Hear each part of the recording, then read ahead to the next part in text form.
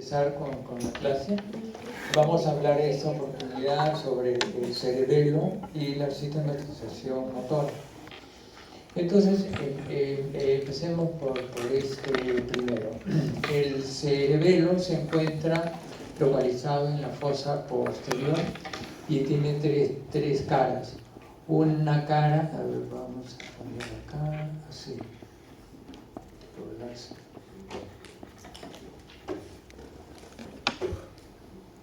Ya. Tiene una cara, a ver, ya. Entonces, bueno. Tiene una cara rostral o superior, la cual en sí está en contacto con la tienda del cerebelo. Tiene una cara caudal o inferior que está en contacto con el piso, el piso posterior, digamos, la fosa posterior del piso del cráneo. Una cara ventral que está, digamos, frente a lo que es la parte posterior del tronco cerebral. Un peso de 140 gramos y las dimensiones son transversal 9 a 10 centímetros, anterior-posterior 6 centímetros y una altura de 5 centímetros. En la cara superior se puede ver que tiene un vermis en el centro y dos hemisferios cerebelosos. Bien. Además de esto, vamos a ver que filogenéticamente, como se ampliará después esto, el cerebelo está dividido en bandas. Tiene una parte central llamada vermis, una zona al costado para vermis y la parte lateral. Además, en la cara anterior vamos a ver los diferentes, el lóbulo anterior, el lóbulo posterior, cada uno en su color, y también el lóbulo flóculo nodular. En un corte se puede ver las diferentes partes. Tenemos una corteza cerebelosa que se divide por una serie de surcos en folias cerebelosas y finalmente termina en laminillas cerebelosas. Tiene una superficie, porque si bien el tamaño del cerebelo es sumamente pequeño, si se pudiera extender toda la corteza, abarcaría una superficie de 500 centímetros cuadrados, lo cual es una superficie bastante grande. En el centro tenemos la sustancia blanca, que se denomina médula cerebelosa, en el cual hay una serie de núcleos, como el del más central, el de la línea media es el núcleo fastigial o del techo. Tenemos dos núcleos denominados emboliforme y globoso, también llamados interpósito anterior y posterior, porque se encuentran entre el núcleo fastigial y otro núcleo afuera, que es el núcleo dentado. El mayor de ellos forma lo que es la parte ventrolateral, y uno más pequeño, filogenéticamente más antiguo, el de la parte dorsomedial. El primero de ellos tiene un hilio que se orienta hacia la parte delantera, hacia la parte medial y hacia la parte superior. De tal manera que por ahí ingresan y salen las diferentes fibras de comunicación. En un corte se puede apreciar en esta forma, en la cual Herófilo le llamó como el árbol de la vida. Desde el punto de vista anatómico puro, las divisiones se pueden dar a nivel del vermis, divisiones se pueden dar a nivel del vermis y de los hemisferios. El primero de ellos, a nivel del vermis, es la língula. Después tenemos acá lo que es el lóbulo central, le sigue el culmen, le continúa lo que es el declive, la folia, el túber, la pirámide, la úvula y finalmente lo que es el nódulo. Y cada uno de ellos se corresponde con su parte hemisférica. Por ejemplo, la língula se corresponde con la víncula, el lóbulo central con el ala, el lóbulo central, el culmen con el lóbulo cuadrilátero anterior, el declive con el cuadrilátero posterior, la folia con el semilunar superior, el túber con el semilunar inferior, la pirámide con el digástrico, la úvula con la amígdala y el nódulo con el flóculo. Esto acá tiene que divisarse ya desde el punto de vista presencial, ¿no? Ahora, las cisuras importantes tenemos la cisura primaria, que está entre el cuadrilátero anterior y el posterior, la cisura circunferencial, también llamada horizontal o de Pic-Dacier, que separa entre el semilunar superior y el semilunar inferior. Y por último, importante, la cisura posterolateral, que separa la amígdala del flóculo. Los tres primeros forman el lóbulo anterior, desde la cisura primaria hasta la posterolateral, el lóbulo posterior, y finalmente el último es el lóbulo flóculo nodular. La cisura circunferencial divide al cerebelo en dos partes, una por encima del mismo una cara superior y por debajo del mismo la cara inferior. Bien, desde el punto de vista de la filogenia, debemos de ver, siempre considerar las bandas que han sido mencionadas antes. Entonces tenemos acá en el lóbulo flóculo nodular el arquis cerebelo. Esta estructura apareció con los peces en el periodo silúrico hace 400 millones de años y estuvo relacionado funcionalmente con el oído interno. Entonces aquí el oído interno es el que marca la pauta de la funcionalidad. Debido a que está relacionado con los núcleos vestibulares, a esta parte también se llama vestíbulo cerebeloso y tiene que ver con la coordinación motora en relación con el equilibrio. La otra parte es denominado paleocerebelo, que abarca lo que es el vermes y el paravermes. Esto apareció en el Pérmico cuando los peces salieron del mar y con sus aletas lobuladas se transformaron en miembros. Entonces tenían que vencer la fuerza de la gravedad y coordinar el desplazamiento. De tal manera de que se relacionó funcionalmente con la médula espinal. Es por eso que esto también se llama espino cerebeloso. Y sirve para la coordinación motora y tono muscular en relación con los músculos antigravitatorios y la locomoción. Finalmente, la parte más grande del cerebelo, que es la parte lateral, tenemos que apareció el neocerebelo, que apareció con los homínidos bípedos hace 7 millones de años, porque el primer ancestro nuestro apareció hace 7 millones de años, el Sahelanthropus shadensis. Era un homínido que podía caminar en dos patas, en sus dos patas posteriores, ¿no? Y esto se relacionó funcionalmente con el neocórtex, de esta manera que también se denomina a este neocerebelo como cerebro-cerebelo, y tiene que ver con la coordinación motora y tono muscular de los movimientos finos. Ahora bien, hasta aquí lo conocido siempre, que el cerebelo tiene que ver con el equilibrio y la coordinación de los movimientos. Pero el cerebelo tiene más funciones. Por ejemplo, acá el paleocerebelo tiene que ver con mecanismos primitivos de defensa como la lucha, la emoción, el afecto, la sexualidad y posiblemente la memoria emocional.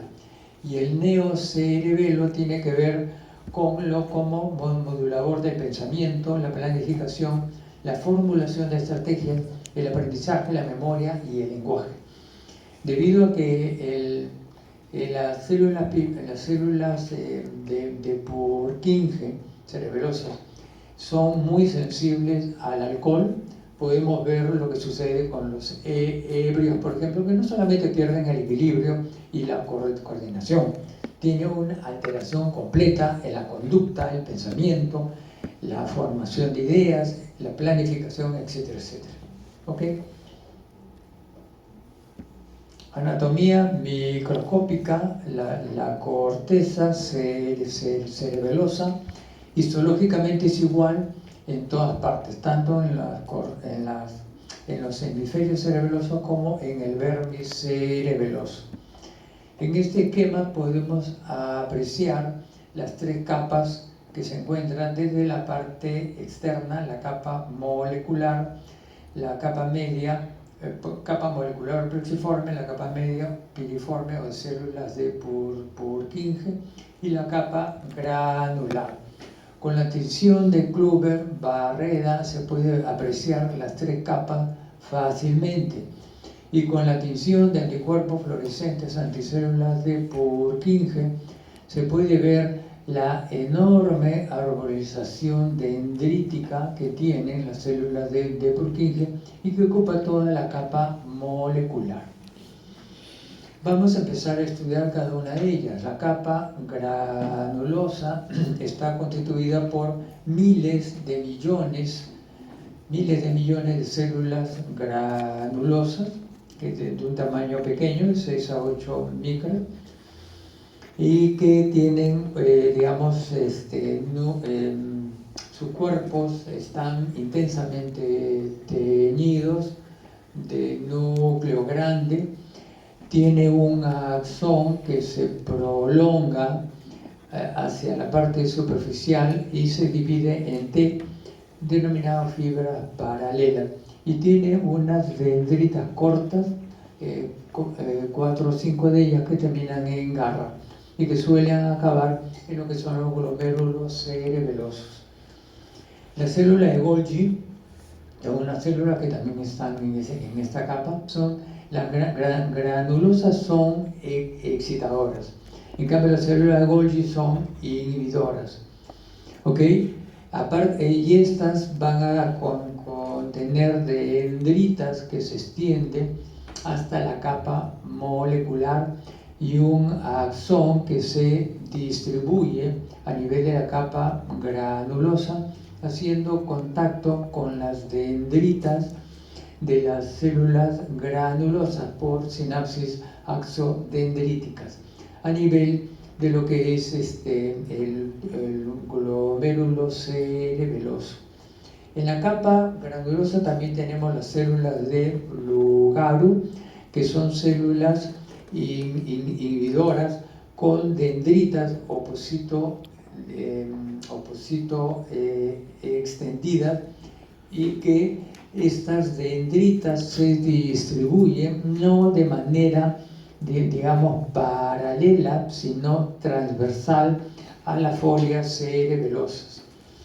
Otra de las células que se tiene son las células monodendríticas en penacho, que son excitadoras, y que el mayor número de ellas se encuentran a nivel de la parte del lóbulo flóculo nodular. En la capa media, o piriforme, o células de Purkinje, tenemos que son células inhibidoras. Tiene una arborización dendrítica de la más grande que existe y que ocupan toda la capa molecular. Estas células forman un axón que atraviesa la capa granulosa, llega a la médula cerebelosa, y son los únicos axones que escapan de la corteza cerebelosa. La mayoría de ellas van a terminar a nivel de los núcleos profundos, que ya lo hemos visto. La distribución de las dendritas es como en forma de un abanico, las cuales se distribuyen perpendicularmente a las folias cerebelosas, porque este es un corte que podemos verlo transversal, y este corte sería coronal, ¿no? ¿Okay? Ahora, las dendritas van a tener divisiones que puede ser una dendrita primaria, secundaria, terciaria, etcétera, etcétera. Pero a partir de la dendrita de tercer orden es que se forman las espinas dendríticas que están acá y que permite ampliar la superficie de recepción, y es allí donde justamente se contacta lo que son las fibras paralelas, ¿ok? A ver, sí, a ver acá, bueno. Ahora vamos a hablar de la capa molecular o plexiforme. En ellas hay dos tipos de células. Las células estrelladas, que están superficialmente y que por su forma, por sus prolongaciones, forman una especie de estrella. Se contactan con las fibras paralelas y su axón va a terminar en la célula de Purkinje, tanto en la dendrita, ¿ok? Dando, digamos, uniones axo-dendríticas. La otra célula es la denominada célula incesto, que están un poquito más profundamente en la capa molecular. También es inhibidora. Sus dendritas también reciben información por las fibras paralelas, y su axón va a finalizar en el soma, principalmente en el soma de las células de Purkinje, por terminaciones axosomáticas, ¿no? Bien. Este es una representación con las diferentes partes esquemáticas. Por ejemplo, vamos a ver una capa de esta capa celular, en la cual ya hemos visto las diferentes células que se distribuyen. Acá tenemos lo que es las capas, que ya la hemos visto. El sistema aferente son las fibras que llegan a la corteza y son de tres tipos. Fibras musgosas, ¿ok?, que ingresan hasta la capa granulosa, terminan directamente, son excitadoras, terminan directamente en las dendritas de lo que son las células granulosas, o indirectamente en ellas a través de los glomérulos cerebelosos. Provienen de muchos sitios del sistema nervioso, a excepción de la oliva inferior. La otra son las fibras trepadoras, que también son excitadoras. Van a atravesar las tres capas y van a llegar a la capa molecular, en la cual se van a hacer contactos, múltiples, miles de contactos con las dendritas de las células de Purkinje. El origen de estas fibras trepadoras es la oliva inferior. El tercer tipo de fibras son las fibras arrozariadas, que digamos van a terminar puede terminar en una capa granulosa, en la de Purkinje, o en la molecular. Entonces aquí después vamos a ir viendo las diferentes células. Acá están, lo estamos viendo. Ok, y hay una serie de células que hemos visto, como la célula estrellada, célula Golgi, células ancestras, célula Lugaro, célula monodendrítica. La otra parte es la del sistema eferente. Como les dije, la única fibra que salen de la corteza son los axones de las células de Purkinje. La mayoría de ellas va a terminar a nivel del núcleo, de los núcleos cerebelosos. Algo que olvidaba comentarles es que tanto la fibra musgosa, rosariada y trepadora, en su camino hacia la corteza cerebelosa, van a hacer sinapsis también en los núcleos centrales. Bien. Ok, entonces las fibras son las fibras aferentes, las tres que hemos mencionado acá, las fibras eferentes, que son estos axones, y las fibras intrínsecas, es decir, las que se comunican de una parte a otra de la corteza misma. Dentro de las fibras aferentes tenemos las fibras musgosas que hemos visto, las trepadoras. Ambas son excitadoras y de tipo glutamatérgica. En cambio, las fibras rosariadas tienen diferente naturaleza. Por ejemplo, dentro de ellas se encuentran las fibras noradrenérgicas de los locus cerúleos, serotoninérgicas de los núcleos ráfagas, colinérgicas de pontomesencefálicas, orexinérgicas del hipotálamo, peptidérgicas y histaminérgicas también del hipotálamo. ¿Okay? Las fibras musgosas y trepadoras, como le dije, la primera de ellas de diferentes fuentes, excepto la oliva inferior, y la trepadora de la oliva inferior exclusivamente. Las conexiones corticales se pueden ver acá en este esquema. Por ejemplo, las aferencias tenemos acá las fibras musgosas y las fibras trepadoras. Ya hemos descrito esto a grandes rasgos. Las fibras musgosas van a terminar contactándose, que las fibras musgosas que son excitadoras, van a terminar contactándose con las células granulosas, las cuales también son excitadoras, a través de los glomérulos cerebelosos fundamentalmente.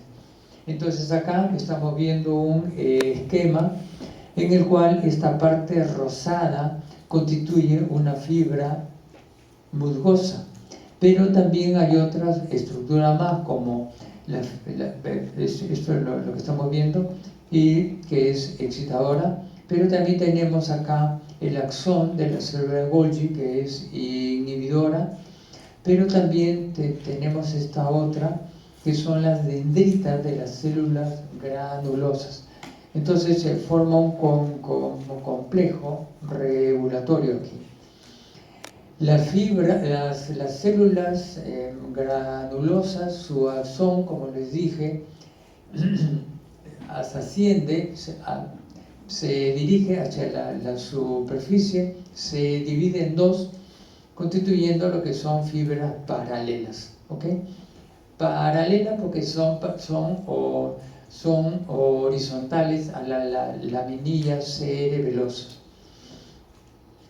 Y en el trayecto en sí puede coger un número bastante grande de células de Purkinje.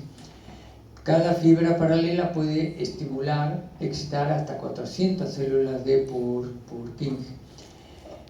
A diferencia de esto, la fibra musgosa, que también es excitadora, puede también estimular miles de células de Purkinje, porque, como estamos viendo acá, esta fibra puede terminar en un número grande de células granulosas. Estas van a contener lo que es la fibra paralela, las cuales se contactan con un número grande de células de Purkinje. Las fibras trepadoras se llaman así porque van atosándose como una hiedra con el axón de las células de Purkinje. El soma finalmente llega a las dendritas, donde hace miles de contactos sinápticos. Una fibra trepadora puede excitar a una de células de Purkinje. En cambio, con miles de sinapsis, ¿no? En cambio, cada célula de Purkinje solamente va a recibir las aferencias de una sola fibra trepadora. ¿Okay? La fibra trepadora también van a estimular las dendritas de las células estrelladas y encestos que se encuentran en este nivel. Y las fibras paralelas van también a estimular a las mismas células en este nivel. Acá tenemos las células estrelladas, que son inhibitorias. Su axón va a terminar en la dendrita de la célula de Purkinje, y las células encesto se llama así porque su axón va a terminar formando una especie de cesta por la parte inferior del cuerpo de la célula de Purkinje. Cada célula en cesto va a inhibir a un promedio de 250 células D por 15. Okay. La célula de Golgi que lo estamos viendo acá están localizadas, son células inhibitorias. Las células de Lugaro, que son también inhibidoras, pueden recibir aferencias de las fibras arrozariadas serotoninérgicas, las cuales son activadoras. Entonces aquí las fibras arrozariadas activarían a las células de Lugaro, la cual inhibe a la célula de Golgi, es decir, que es inhibidor. Es decir, se activa un inhibidor para inhibir al otro, ¿no? En cambio, la célula monodendrítica en penacho, que es excitadora, puede recibir aferencia de las fibras musgosas, que son excitadoras, es decir, un excitador activa a otro excitador y el cual va a activar a las células granulosas, que también son excitadoras. ¿Ok? Bien, los efectos espaciales de la actividad de la fibra musgosa en sí lo vamos a ver en este punto.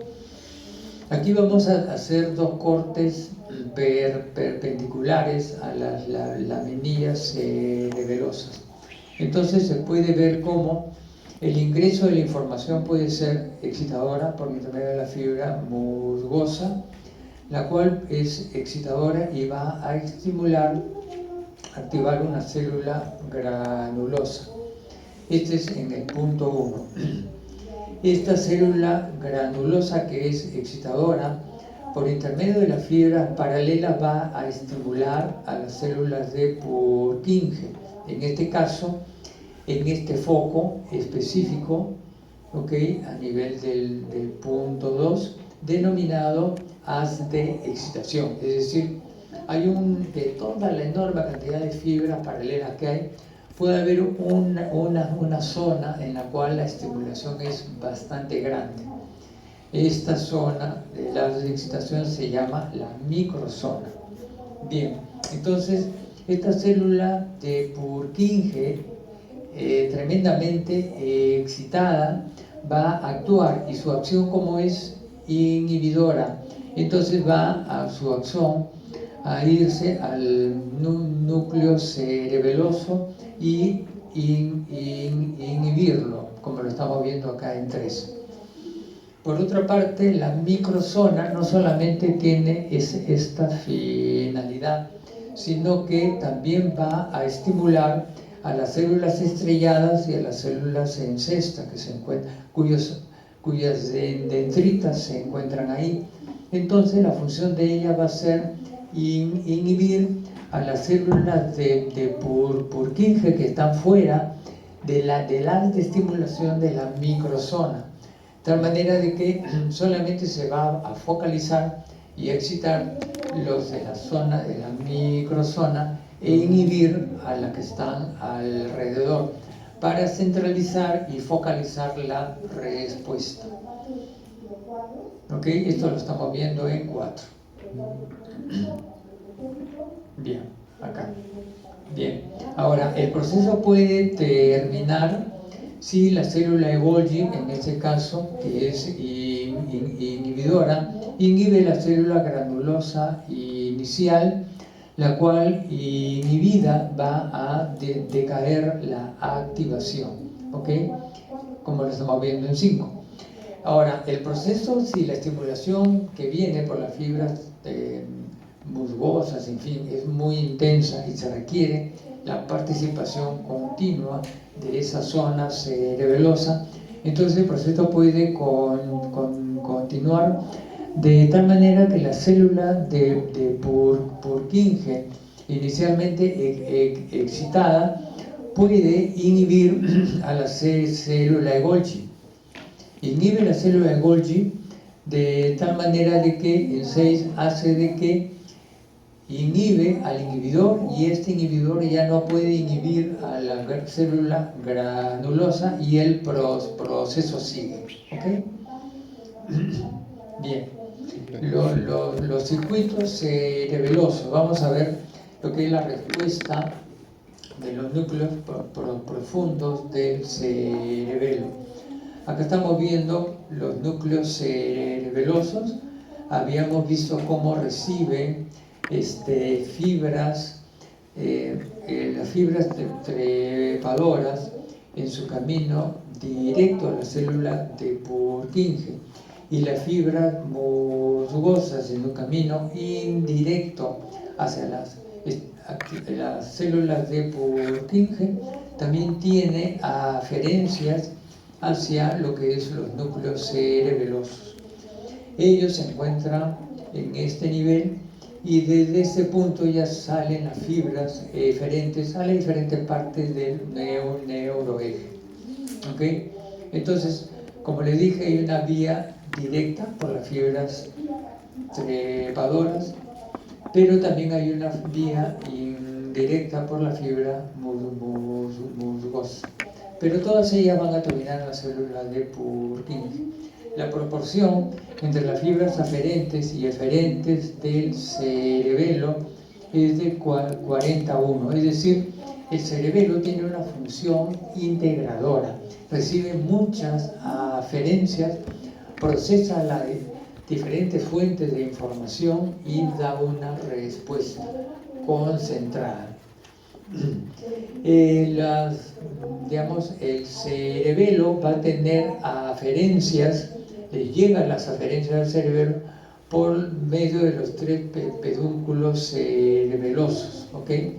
Sin embargo, las eferencias del cerebelo se dan mayormente por el pedúnculo cerebeloso superior y en menor proporción por el pedúnculo cerebeloso inferior. Y acá lo estamos viendo. Por ejemplo, de los diferentes núcleos cerebelosos, dentado, en sus 2 partes, los interpósitos anterior y posterior, van a salir las aferencias por el pedúnculo cerebeloso superior. En cambio, el núcleo del techo va a salir por el pedúnculo cerebeloso inferior. ¿Ok? Vamos a ver ahora lo que son los circuitos moduladores básicos de la corteza cerebelosa. Circuitos corticales mediante las fibras trepadoras y musgosas. Acá estamos viendo unas conexiones, por ejemplo, la célula de Purkinje, que va a ser activada por la fibra trepadora y directamente e indirectamente de la fibra musgosa en sí, a través de la célula granulosa por las fibras paralelas. ¿Okay? En este nivel se encuentra el glomérulo cerebeloso y aquí se encuentra la fibra paralela. ¿Okay? Entonces, si la célula de Purkinje solamente recibe fibras, estimulación por las fibras paralelas, es decir, a partir de las fibras musgosas, es decir, de diferentes fuentes menos al de la oliva inferior, entonces se va a conseguir una potenciación a largo plazo. ¿Okay? Esto significa que se va a conseguir una memoria de tipo sinestésica. De esta manera se consigue, por ejemplo, que se incremente el número de receptores, ¿okay?, a nivel sináptico, que se incremente también la superficie del mismo, se vuelve más grande, y cuando esto ya no se puede, se aumenta el número de sinapsis en sí.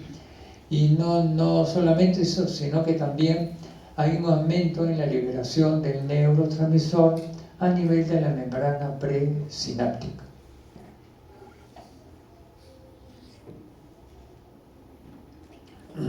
Bien. En cambio, si estamos viendo ahora cómo la célula de Purkinje recibe de ambas partes, de la fibra musgosa y la fibra paralela, entonces acá va a ocasionar una depresión a largo plazo, es decir, una vuelta atrás. va a haber una disminución de los receptores del nivel de la membrana postsináptica, va a haber una disminución de la superficie sináptica en el número de sinapsis y también va a haber una disminución en la liberación de neurotransmisores. Es decir, el efecto contrario exactamente, porque para el sistema nervioso es tan importante potenciar las sinapsis y los circuitos para la memoria, para que pueda grabarse la información, como también es muy importante debilitar aquellas conexiones que no se usan mucho para, digamos, maximizar la utilidad, ¿no? Y esto funciona no solamente en el cerebelo, claro. Entonces, esto nos da origen a lo que se denomina plasticidad sináptica asociado al aprendizaje motor. ¿Okay? Ahora vamos a ver los circuitos corticales moduladores mediante interneuronas. Acá vamos a ver la célula de Golgi, la célula sencesto, célula estrellada, célula de Lugaro, célula monodendrítica en penacho. Acá tenemos, por ejemplo, la actividad de una célula de Golgi. Ya sabemos que la célula de Golgi es inhibidora. Entonces, la fibra musgosa la puede estimular. Y la activación de esta estimulación puede hacer de que inhiba a la célula granulosa. Ahora, la fibra trepadora en su camino hacia las dendritas de las células de Purkinje puede tener colaterales excitadoras hacia las dendritas de las células de Golgi, las cuales a su vez inhibirán a la célula granulosa. Ahora, las fibras paralelas que son excitadoras pueden activar a la célula de Golgi, las cuales inhibirán la célula granulosa. ¿Okay? Entonces, la actividad fundamental de la célula de Golgi es inhibir a la célula granulosa. ¿Okay? Pero también tenemos esto, que hay una serie de fibras arrozariadas, por ejemplo, serotoninérgicas, que pueden estimular, como les había explicado antes, a una célula de Lugaro, las cuales con su axón va a ocasionar la inhibición de la célula de Golgi.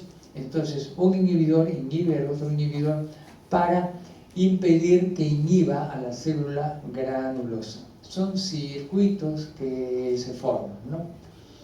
Entonces, en este caso, la función de la célula de Lugaro es excitar a la célula granulosa, pero la excita inhibiendo al inhibidor. ¿Okay? La otra es la célula en seso y célula estrellada.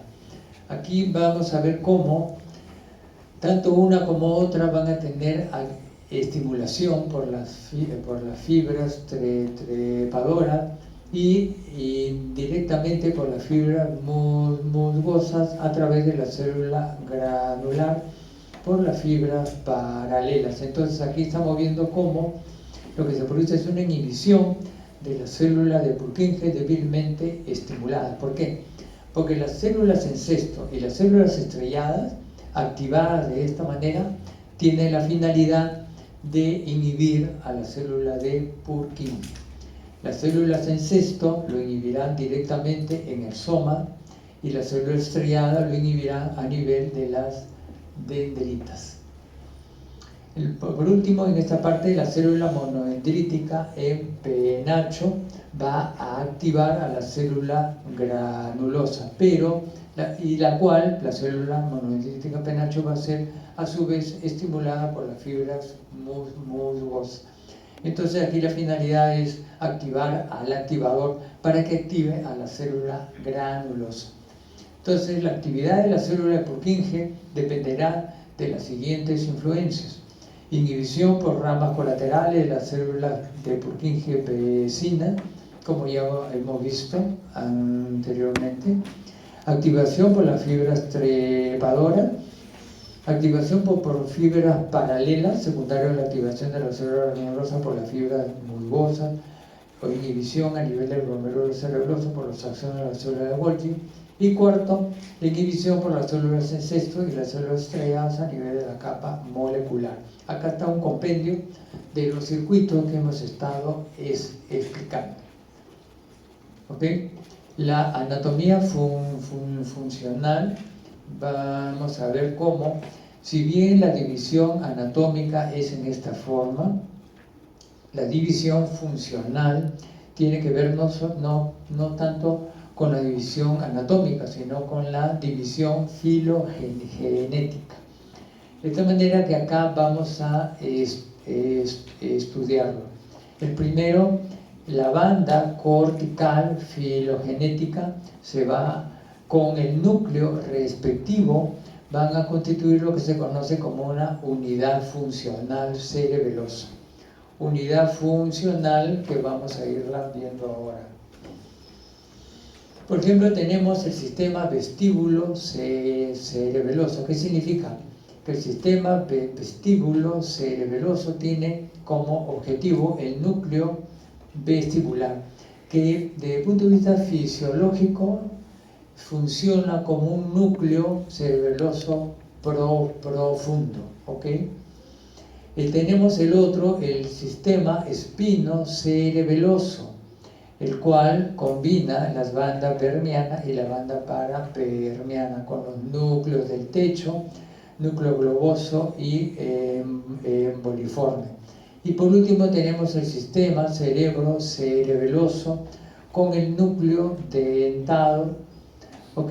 De esta manera de que acá vamos a ver cómo un número grande de células de Purkinje va a actuar sobre un número mucho más reducido de células de los núcleos cerebelosos para hacer la actividad de una integración.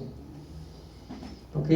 Estas células hay un buen número de neuronas grandes que son glutamatérgicas, es decir, excitadoras, y neuronas pequeñas que son GABAérgicas, que son inhibidoras, y glicinérgicas, que también son inhibidoras. ¿Okay? Entonces, dentro de los núcleos cerebrosos hay estos tipos de células.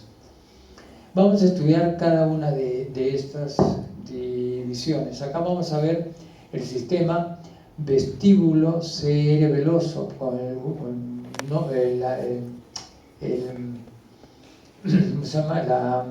flóculo, el lóbulo flóculo nodular, que ya hemos visto su origen filogenético.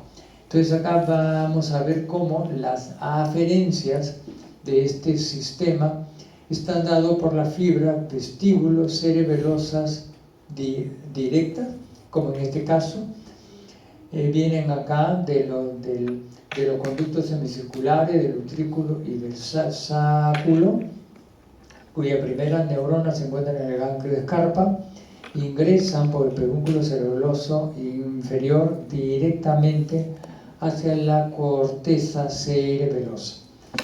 Y las fibras vestíbulo cerebelosa indirecta que vienen a través del núcleo vestibular hacia el mismo sitio, ¿no? Aquí tenemos los núcleos vestibulares superior y medio. Y van a ingresar, como les expliqué, por el pedúnculo cerebeloso inferior del mismo lado. Ahora, vamos a ver acá lo que son las fibras eferentes. Acá vamos a ver, por ejemplo, el tracto en verde, el tracto cerebelo vestibular. Acá está uno, que sale por el pedúnculo cerebeloso inferior. El tracto uncinado de Roussel, que una parte va a salir por el pedúnculo cerebeloso inferior al núcleo vestibular y el otro sale por el pedúnculo cerebeloso superior hacia el hipotálamo y hacia el núcleo motor ocular externo. Finalmente tenemos el tracto flóculo oculomotor, ¿okay? Que se cruza la línea media, sale por el pedúnculo cerebeloso superior hacia el núcleo motor ocular común. De tal manera de que la función y en este caso, claro, los primeros dos son ipsilaterales, y este último, como les expliqué acá, es contralateral. Entonces, la función del sistema vestíbulo cerebeloso es regulador del equilibrio del cuerpo, ¿ok?, y regulador de la dinámica ocular.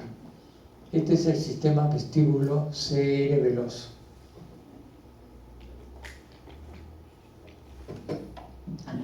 Ahora vemos el sistema espino-cerebeloso, que está dado, como hemos hablado, filogenéticamente por la banda verniana y paraverniana. Lo interesante del caso es de que hay una representación cortical tonográfica de la distribución muscular del cuerpo en el vermis y en y en el paravermis. De esta manera que hay una triple representación. Las aferencias van a venir de la médula espinal y del tronco del encéfalo. De la médula espinal son fibras ipsilaterales. La primera neurona está en el ganglio espinal y son fibras propositivas inconscientes porque son las que llegan acá. Ya en la próxima clase vamos a hablar de las fibras propositivas conscientes que llegan a la corteza cerebral. Y tenemos primero el tracto espinocerebeloso anterior o de Gowens y que proviene de los segmentos L3 a sacrococcígeo. Y aquí estamos viendo la primera neurona, como ya hemos explicado. La neurona número 2 se encuentra en niveles de la lámina 7 de esta región, asciende del miembro inferior, asciende por el fascículo espinocerebeloso anterior, en el cordón lateral, va a ascender por el tronco cerebral, ingresa al cerebelo por el pedúnculo cerebeloso superior. Tenemos el siguiente, el tracto espinocerebeloso posterior o de Fletching, de D1 a L2, acá lo estamos viendo, neurona número 1, como siempre, ganglio espinal. Neurona número 2, el núcleo de Clark, de 1 a L2, y asciende por la médula, el cordón lateral posterior al digamos, espinocerebeloso anterior, ¿no? Y pues, son fibras que provienen del tronco y del miembro inferior. Asciende por este nivel y va a ingresar al cerebelo por el pedúnculo cerebeloso inferior. El tercer y último es el tracto cúneo cerebeloso, que lo estamos viendo acá. Y ingresa la información de la neurona número 1, igual ganglio espinal, asciende en la médula espinal, solamente sube, pero su núcleo se encuentra a nivel del bulbo, como el núcleo cuneiforme accesorio. Los axones de esta neurona número 2 van a ingresar al cerebelo por el pedúnculo cerebeloso inferior y lleva información proprioceptiva del miembro superior y del cuello. ¿Ok, jóvenes? Lo interesante del caso es que todas ellas, tanto los tres tractos en sí, no solamente van a llegar a lo que es la corteza cerebelosa, sino, como ya se mencionó, van a dar colaterales a los núcleos cerebelosos profundos. Ok, ahora vamos a hablar de las aferencias del tronco cerebral. Acá estamos viendo, por ejemplo, el haz olivo cerebeloso, que como hemos visto, bueno, acá está representándose que se cruza la línea media y se dirige al cerebelo, ingresa por el pedúnculo cerebeloso inferior y se distribuye, y ingresa por intermedio de las fibras trepadoras, ¿no?, del núcleo olivar inferior y del núcleo olivar accesorio medial y lateral. A ver acá, otra cuestión que estamos viendo, acá. Bien, ahora tenemos la otra que es la vía del núcleo rojo. vía que viene desde el núcleo rojo, el núcleo pretectal, el colículo superior. ¿Okay? Todas ellas van a acceder al cerebelo a través del pedúnculo cerebeloso superior. También viene desde el núcleo mesencefálico del trigémino. Okay.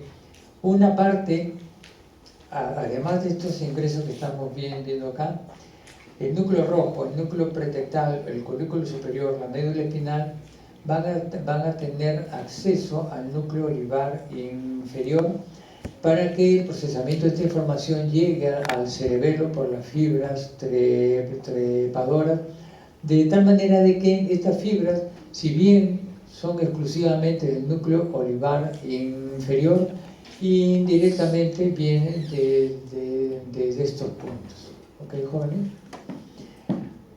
Ok, y la otra parte es de que también van a ascender, digamos, hacia el núcleo olivar inferior, aferencias desde la médula espinal. La diferencia es de que estas primeras que están acá es para la parte filogenéticamente más reciente, en cambio, que es el núcleo olivar inferior en sí. En cambio, de la médula espinal asciende para la parte filogenéticamente más antigua, que es el núcleo olivar accesorio y medial y lateral.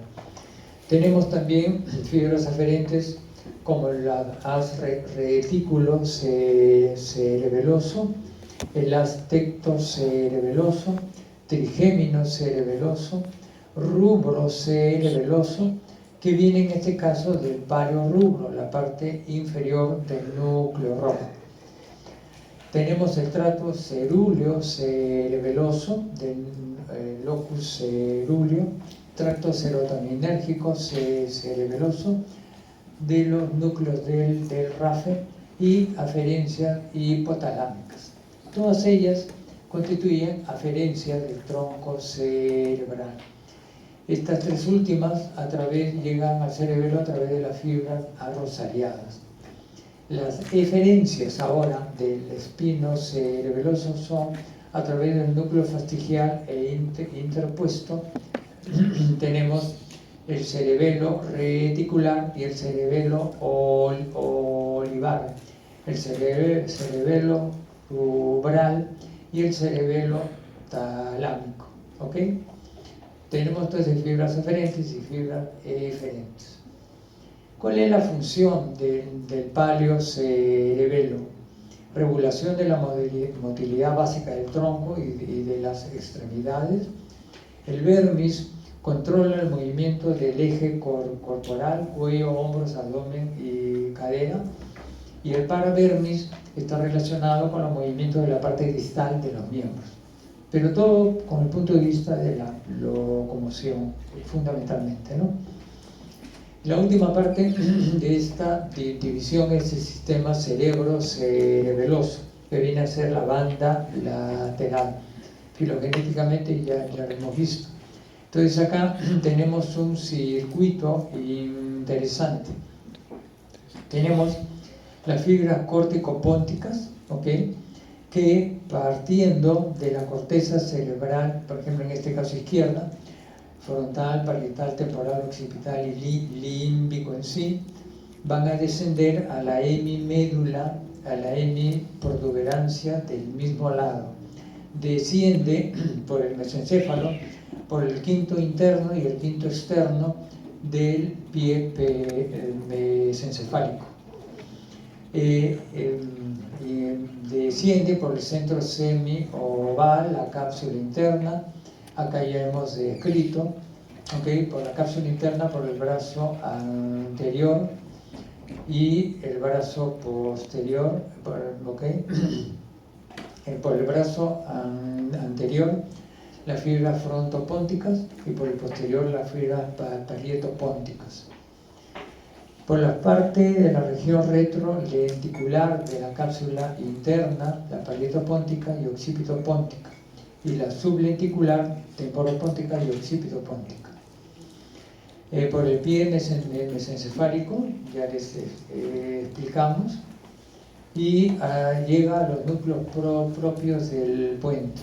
En este nivel, la fibra ponto va a formarse, acá en este nivel termina de una forma diferenciada, ¿no? De las áreas motoras terminan en el núcleo del puente caudal que se dirigen al lóbulo anterior del cerebelo. De las áreas asociativas corticales a los núcleos rostrales, a lo que es el lóbulo posterior, y de las áreas límbicas hacia el vértice cerebeloso. Okay, entonces aquí tenemos ya parte del circuito, ¿no? El circuito córtico ponto cerebeloso. En este nivel, las fibras pónticas cruzan la línea media y llegan a través del pedúnculo cerebeloso medio, ¿ok? Entonces van a llegar al núcleo dentado para formar ya el circuito córtico ponto cerebelo dento, y en este nivel es el núcleo dentado cerebeloso del lado derecho, es decir, empezamos por el izquierdo, en esta vía se cruza la línea media y termina acá en el núcleo dentado del lado derecho. De aquí se sale la fibra dendorubral para constituir el córtico ponto cerebelo dento rubro, y va a llegar al núcleo rojo, pero en este caso es al neorrubro, la parte superior del núcleo rojo. Y lo alcanza a través del pedúnculo cerebeloso superior. Okay, y de aquí el núcleo rojo lanza unas fibras al núcleo talámico para formar ya el circuito córtico ponto cerebelo dentro rubro tálamo. Del tálamo en sí tenemos ya el tálamo izquierdo, es decir, hubo un cruce en este nivel, okay, con la fibra ponto cerebelosa y un otro nuevo cruce a través del pedúnculo cerebeloso superior, de esta manera que termina en el mismo lado que se originó. El tálamo izquierdo por el núcleo ventral lateral, que ya lo hemos visto en la clase 2, para terminar finalmente en la corteza premotora, fundamentalmente. Entonces se constituye el circuito completo acá. Circuito córtico ponto cerebelo dento rubro tálamo cortical. ¿Okay? Este es el neocerebelo. Termina, como dije, en el córtex C6 y 8, que es premotora. Las aferencias que llegan a este sistema lo estamos viendo por este denominado circuito, que es el tracto ponto cerebeloso en sí, que ya lo hemos visto. Pero tenemos también otra que son las fibras rubro cerebelosas. Tenemos el tracto arcuato cerebelosa, que es el núcleo arqueado, que lo estamos viendo acá, ¿okay? En la parte anterior e interna de las pirámides del bulbo. Este núcleo que está acá se considera que son unos núcleos pontinos que por alguna razón no están en ese sitio, sino están en el bulbo, pero funcionalmente es de la misma forma. Van a tener un axón que sale por la superficie externa del bulbo y se dirige al cerebelo por las denominadas fibras arciformes externas anteriores. Pero también hay una fibra del mismo nivel que parte del núcleo arqueado, van en dirección posterior, atraviesa todo el bulbo y sale por la superficie del bulbo hacia el cerebelo a través de las denominadas fibras arciformes externas posteriores, que no vienen a ser sino las estrías medulares o acústicas que hemos estudiado en la clase previa.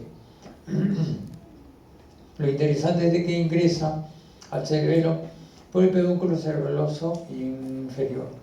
También tenemos el tracto serotoninérgico cerebeloso de los núcleos RAFE, el tracto tectocerebeloso, folículo superior e inferior, el tracto trigémino cerebeloso, raíz mesencefálica del trigémino, y el tracto cerúleo cerebeloso del locus ceruleus a nivel protuberancial. Entonces las eferencias son pues múltiples. Las aferencias ya hemos finalizado acá, y las eferencias es parte de este circuito que es el tracto dentorubral, ¿no? Entonces aquí ya estamos constituyendo todo esto, y la funcionalidad del neocerebelo, ¿cuál es? La planificación del movimiento secuencial complejo del hemicuerpo opuesto, y participa en la evaluación consciente de los errores de movimiento. ¿Ok? Bien, pero también, además de esta función, tiene que ver, como les habíamos mencionado, como moduladores del pensamiento, la planificación, la formulación de estrategias, el aprendizaje, la memoria y el lenguaje. ¿Alguna pregunta?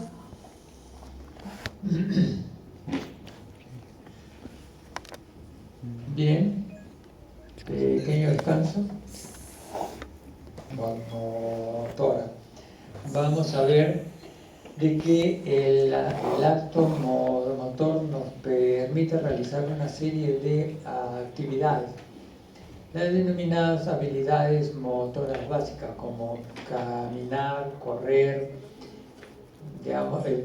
caminar, trotar, correr, digamos, en una posición, estirarnos, como lo acabamos de hacer, masticar. Pero sin embargo también hay otras habilidades más complejas, como puede ser tocar piano, escribir, conversar, especialmente el chisme, eso es lo más interesante, cantar o, digamos, hacer actividades complejas, ¿no? La clasificación de los desplazamientos fue hecho por John Hopkins Jackson hace mucho tiempo, y él ya dijo en esa época que todos los actos motores tienen automatismos, variando su grado desde los actos principalmente automáticos hasta actos poco automáticos. Esto fue un concepto en su época revolucionario, porque siempre se decía que la mente, por la dualidad cuerpo-mente que puso el francés, ¿cómo se llama? Descartes, decía de que todo acto es consciente, voluntario, volitivo y de acuerdo a nuestro libre albedrío. Sin embargo, este concepto tan fuerte fue contradecido en parte por John Hopkins Jackson, que hablaba de automatismo. Entonces, los movimientos pueden ser reflejos, y los movimientos son completamente automáticos. Pueden ser, como en este caso, reflejo miotático. Un reflejo puede ser rítmico, con movimientos semi-automáticos, por ejemplo, el caminar, el trotar, el masticar, deglutir, o puede ser voluntario, en el cual los movimientos son poco automáticos, como escribir, tocar piano, destornillar retirar un tornillo, etcétera, etcétera. Pero como estábamos viendo, de todas maneras, en todos ellos, desde el más simple hasta el más complejo, requiere de automatismos. La organización general del sistema motor no empieza y finaliza lo que es la corteza motora, el área 4, desciende la vía piramidal a la motoneurona inferior, de ahí viene el axón hasta el músculo y punto, no. Esa es una parte nomás. Si bien es una parte fundamental, obviamente, pero ocupa solamente esta parte de acá y esta parte de acá. Hay otras cosas como son los ganglios basales, el cerebelo, ¿okay? Las aferencias sensitivas, que son fundamentales. Acá vemos en esta primera parte cómo tenemos el centro superior e intermedio. Centro superior, estamos hablando de la corteza motora, que es de donde parte la orden, y los centros del tronco del encéfalo, que son núcleos especializados y que sirven para los movimientos básicos y control postural. Si yo estoy parado delante de ustedes y quiero alcanzar la botella, la orden viene para hacerlo.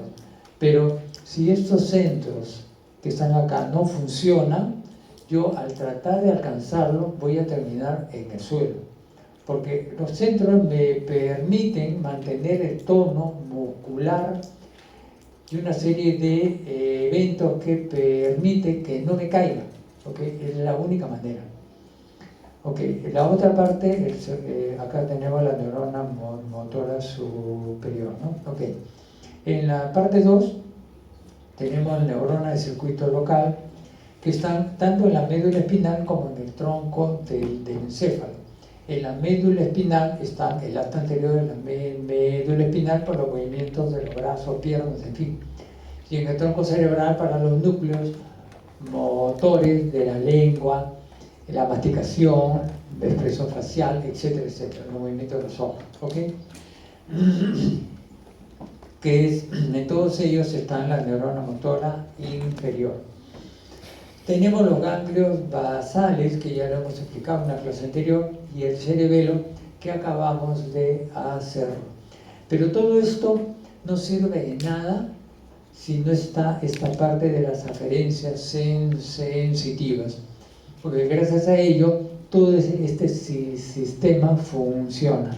¿Okay? Se da el caso de personas que por alguna razón han perdido la sensibilidad completa de un brazo, pero sin embargo tiene la motricidad, su cerebelo, sus ganglios basales, todo está bien. Y el sujeto camina y el brazo está por cualquier sitio, de repente se traba en una puerta y el sujeto pues no avanza y no sabe por qué razón, hasta que se encuentra.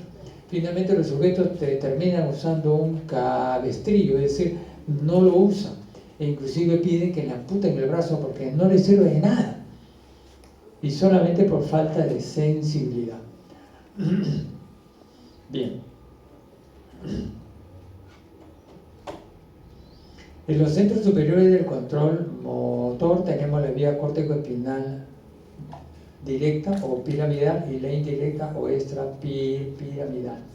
La corteza motora tenemos el área 4, y ya lo hemos explicado. ¿Okay? Tiene en esta corteza, en el área 4, tenemos una distribución somatotópica corporal en el cual hay mayor cantidad de neuronas y circuitos dedicados a los movimientos más complejos. Y tenemos una corteza premotora, área 6 y 8, para la planificación del movimiento. Esta se divide en dos partes, ¿no? Una corteza premotora medial, que estamos hablando de esta parte, ¿okay? Que es la que está acá, que planifica los desplazamientos en relación a impulsos internos, ¿okay? Y tenemos la corteza motora lateral, que se encuentra en este nivel y que tiene que ver con la planificación de los desplazamientos, pero por estímulos externos. ¿Okay? Entonces, como habíamos explicado, la corteza premotora lateral planifica el movimiento ante estímulos externos, y la corteza motora medial planifica los movimientos ante estímulos internos. La corteza, vamos a ver, el área motora primaria, está la neurona motora superior. Tenemos los centros del tronco del encéfalo, núcleos vestibulares, formación reticular pontina y vulvar, que tiene su actividad para los efectos sobre la posición del cuerpo. Y tenemos el núcleo rojo y los colículos en relación con los efectos sobre el movimiento. Entonces acá todos ellos van a intervenir en los circuitos motores locales del tronco cerebral, la médula espinal, donde se encuentra la neurona motora inferior. Entonces, la vía puede ser directa, que se denomina vía piramidal, pero puede ser de manera indirecta, es decir, alcanza los circuitos, pero a través de estos núcleos que se encuentran acá. Esta es la denominada vía extrapiramidal. ¿Ok? La primera, vía córtico-espinal, córtico-nuclear, que es la vía piramidal, y la segunda, la vía extrapiramidal. ¿Ok? Organización de la médula espinal.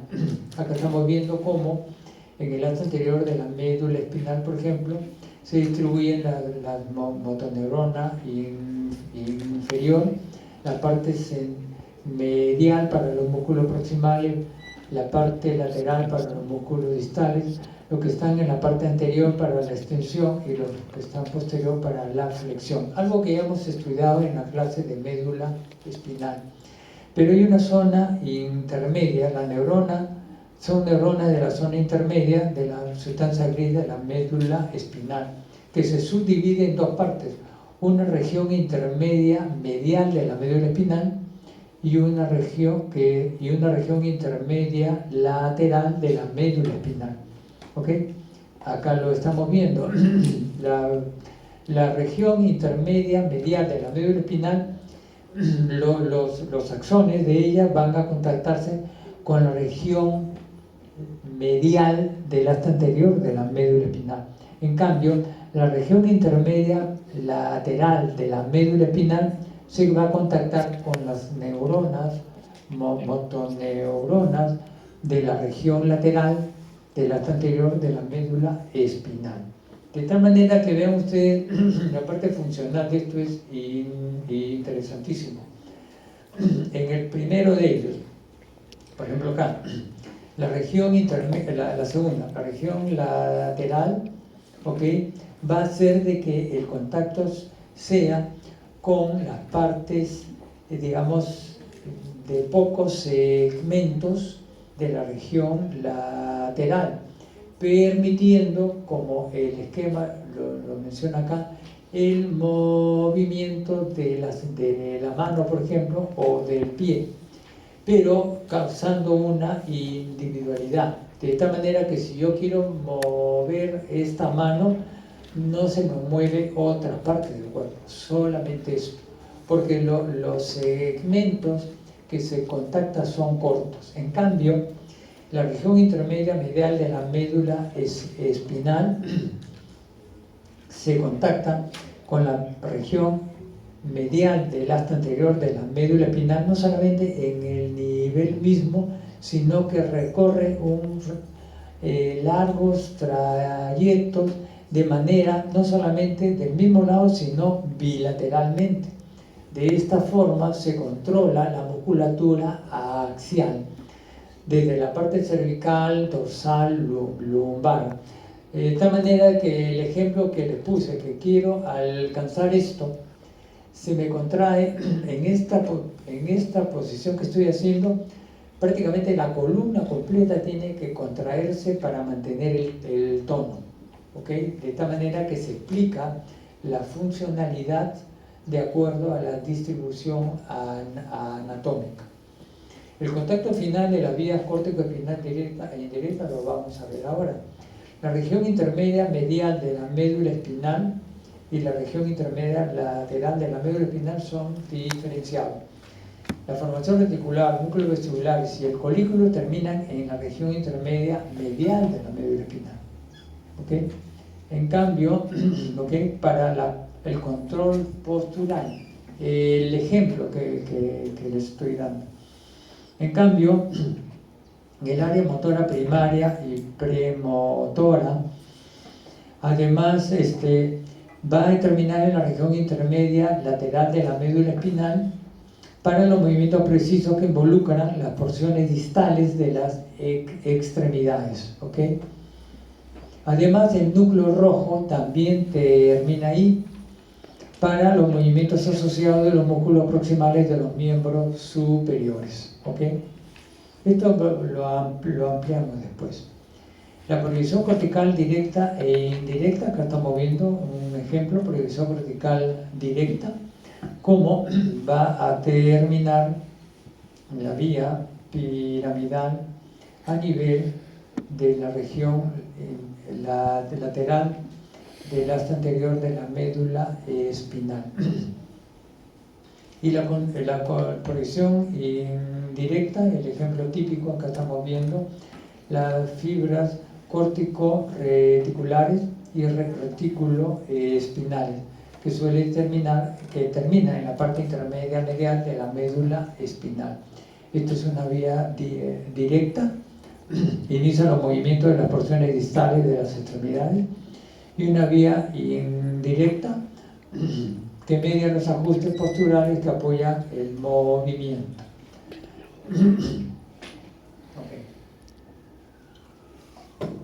Acá vamos a ver lo que son los centros del tronco cerebral para los movimientos de orientación de la cabeza y de los ojos. Del tracto tectoespinal del cuadrículo superior e inferior va a descender, cruza la línea media, desciende hacia los segmentos, digamos, de la médula cervical, pero termina en la región intermedia medial de la médula espinal, que permite el movimiento óculo-cefalogírico de la cabeza hacia un estímulo auditivo o estímulo visual. El centro del tronco cerebral para los movimientos automáticos de los brazos al caminar desciende desde lo que es el núcleo rojo, cruza la línea media, desciende y termina en la región intermedia lateral de la médula espinal y sirve para los movimientos asociados de los brazos al caminar. ¿Okay? Esto es algo que se pierde precozmente en la enfermedad de Parkinson, por ejemplo. Okay. Centro del tronco cerebral para los movimientos de equilibrio y postura. Los núcleos vestibulares van a tener diferentes hacia el tronco cerebral y hacia la médula espinal. Y acá lo estamos viendo. En la médula espinal tenemos los núcleos vestibulares laterales y mediales que descienden ipsilateralmente y terminan en la región intermedia medial de la médula espinal. Acá en el núcleo vestibular lateral de Deiters por el tracto vestíbulo espinal lateral para la motoneurona inferior de los extensores para los músculos antigravitatorios, que permite mantener el eje entre los pies en la bipedestación, ¿okay? Y en cambio, cuando estamos en plena marcha, ¿okay?, mantiene el centro del equilibrio por delante de uno. En el primero mantiene el centro de gravedad entre los pies y en el segundo mantiene el centro de gravedad delante, justo delante de los pies. Por otra parte, el núcleo vestibular medial e inferior va por el tracto vestíbulo espinal medial a las interneuronas excitadoras e inhibidoras de la médula espinal cervical para activar los reflejos de enderezamiento de la cabeza, que sirve para mantener la cabeza y la mirada horizontal cuando el cuerpo se inclina hacia adelante y hacia un lado. ¿Okay? Esto es algo importante. Centro del tronco cerebral para la fijación ocular del movimiento de la cabeza. Acá estamos viendo, por ejemplo, que un giro de la cabeza hacia el lado derecho va a activar, va a haber un desplazamiento, ¿okay?, pasivo de la endolinfa ¿okay?, en el conducto semicircular lateral, lo que va a estimular la ámpula respectiva y va a hacer que se estimule el nervio, la primera neurona de la vía vestibular, ¿okay? Esto va a contactarse con los núcleos vestibulares, neurona número 2, la cual a su vez va a tener referencia hacia la formación reticular paramediana del puente del otro lado, que es el centro inferior de la mirada horizontal conjugada de los ojos, los cuales tendrán comunicación con el sexto del lado opuesto, ¿ok? Y va a tener comunicación cruzar en la media y por el fascículo longitudinal medio llega al núcleo oculomotor del mismo lado.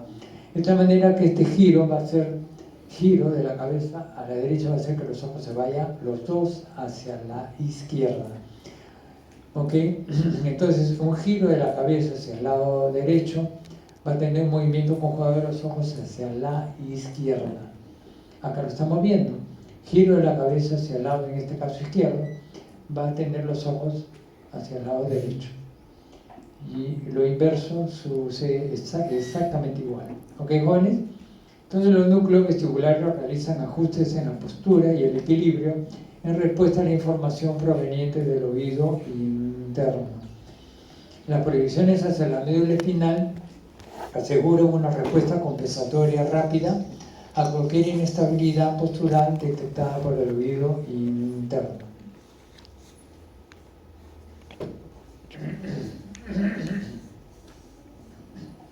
Bien. Centro del tronco cerebral para la organización temporoespacial de los desplazamientos. Acá en el tronco cerebral tenemos la formación reticular, que funcionalmente se puede dividir en dos partes. Una parte de retículo, parte mesencefálica, pontina, rostral, y una parte pontina caudal y bulbo raquídeo. La primera de ellas modula la actividad del encéfalo para el despertar, la actividad, la atención, concentración. Y el segundo, relacionado con la coordinación premotora de los agrupamientos de neuronas motoras, somáticas y viscerales. Pero estructural y funcionalmente es similar a la zona intermedia de la sustancia gris de la médula espinal. ¿Okay? La formación reticular, la parte tiene control cardiovascular y respiratorio, reflejos sensitivos motores, sueño y vigilia, movimientos oculares y organización temporal y espacial de los desplazamientos. Ya que lo estamos viendo, gracias a ello, la vía retículo espinal permite eso. Los núcleos vestibulares y la formación reticular termina en la región intermedia medial de la médula espinal, en la neurona motora inferior de los músculos axiales y proximales para mantener la postura y la estabilidad. ¿Ok, jóvenes? Bien, todavía falta 5 minutos. Bien, entonces, para esta organización temporal de los movimientos tenemos generadores de patrón. Y aquí vamos a ver que los movimientos conjugados en paralelo de los ojos tenemos un centro motor, un centro de los movimientos verticales hacia arriba, ¿ok? Y un centro de movimientos verticales hacia abajo. Estos se encuentran en la región rostroventral del mesencéfalo. Tenemos, como estamos viendo acá, un centro de la mirada horizontal, que es la formación reticular paramediana del puente. Todas ellas van a recibir, impulsos desde la vía piramidal, córtico nuclear en este caso, para los movimientos voluntarios, pero también por lo que hemos explicado del vestíbulo, estas cosas, para los movimientos reflejos.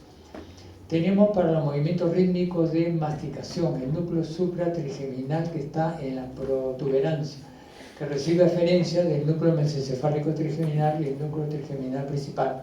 Algo que ya vimos en lo que es el tronco cerebral, y tiene aferencias al mecánico motor de trigémino.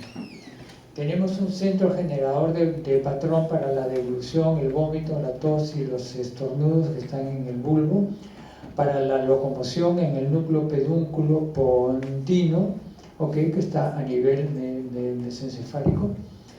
Esta recibe aferencia del córtex motor, ganglios basales, y va a tener referencias hacia los generadores de patrón a nivel cervical y a nivel lumbosacro. ¿Ok, jóvenes? Entonces son generadores de patrones que están a nivel de la formación reticular.